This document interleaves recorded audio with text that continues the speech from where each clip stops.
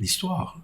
C'est elle qui montre qu'il y a une différence. Les actes antisémites, on se rappelle quand même qu'en terre d'Europe, il y a eu la Shoah, c'est-à-dire qu'on a massacré des personnes parce qu'elles étaient tout simplement juives.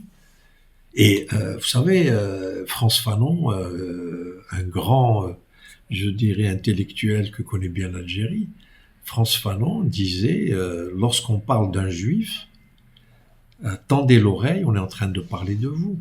C'est-à-dire ce qui est arrivé aux juifs hier peut arriver aux musulmans.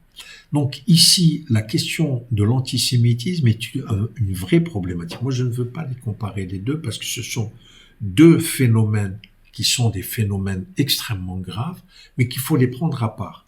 La question de l'antisémitisme, comme je vous ai dit, c'est structurant dans la société française.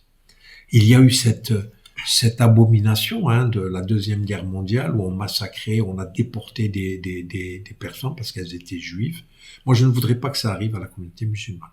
Mais les musulmans, nous ne vivons pas la même chose que l'antisémitisme, mais on est en train, degré par degré, d'arriver peut-être un jour à cette abomination. Donc, il faut faire attention. Aujourd'hui, on ne peut pas accepter d'être discriminé parce qu'on s'appelle X, parce qu'on vient de telle origine, parce qu'on est de telle confession.